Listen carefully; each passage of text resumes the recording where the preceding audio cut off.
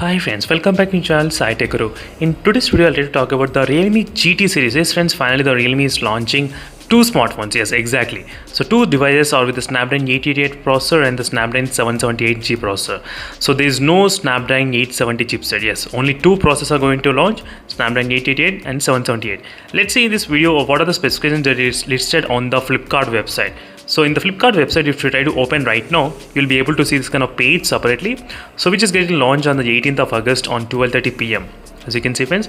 So first let's start with the Snapdragon 888 processor. This is a Snapdragon 888 processor which they did mention and which has a 5nm chipset and 25% increased CPU and 35% GPU and 70% AI performance as well, as you can see. So in terms of the Antutu benchmark score, I'm not sure which version they are using. I think version 8 maybe regarding this Antutu benchmark score, because right now the Snapdragon 865 can get up to 6,70,000. Yes. So this is a iQOO 3 device with the Snapdragon 865. This phone can get up to 6,75,000 easily in this phone without any kind of issues. Maybe they must be using the different kind of Antutu benchmark version, maybe some kind of 8 version, I think so. That's the thing. And once after they mentioned about the Snapdragon 888, they started to mention about the Snapdragon 770G. So Realme GT Master Edition. So this is going to come with the Snapdragon 778G processor.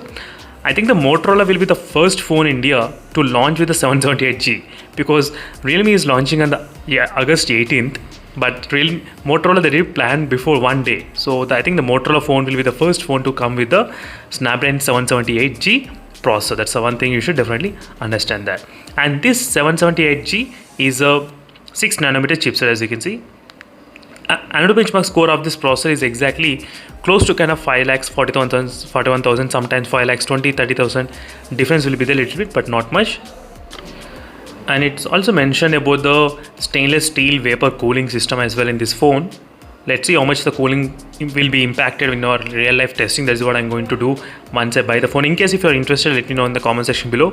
So definitely I'll be able to plan to buy this device, and there will be even dynamic RAM expansion, which is similar kind of thing which is present nowadays in the Realme X1 Max and other phones, which is of no use, but still they're highlighting this kind of thing. Dynamic RAM extension is also available. That's one thing. And largest, yes, smart 5G, okay, and 65-watt charger. So they're bringing back the 65-watt super dot charger as well. 0 to 100% in 33 minutes. That's another thing.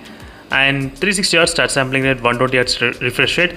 360 Hz touch sampling rate, I'm not sure whether they will be enabling by default or not, because right now by default we can only get 240 Hz touch sampling rate in this phone. That's a reason previous with the Realme X1 Max and other devices.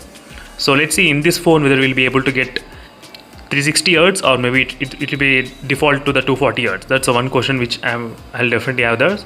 And this is GT mode. So the ultimate GT mode on this experience. So all out CPU performance, industrial 120 Hz display, quick startup gaming, and the ultra HD visual effects. Okay.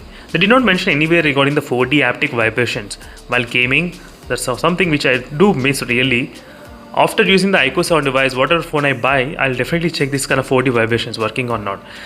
And the modeling and the weight is about close to 180 grams. Maybe this must be related to this Realme GT Master Edition. So that's it friends. These are the quick details about this Realme GT Master Edition between both phones. So in terms of the processor, we got to know battery also 4,500 mAh of battery capacity and 4,300 mAh of battery capacity. I'll try to do the side-by-side comparison between these two phones. So what is the specifications and which is the kind of best. So make sure to stay tuned for those videos in case if you're interested. So this is a basic video which I thought of just letting you know. In the Flipkart website, this phone is available right now, and they're going to launch on the 18th of August. So thank you for watching this video friends, and I'll see you in the next video, and then stay tuned for more updates. Meanwhile, signing off. Bye.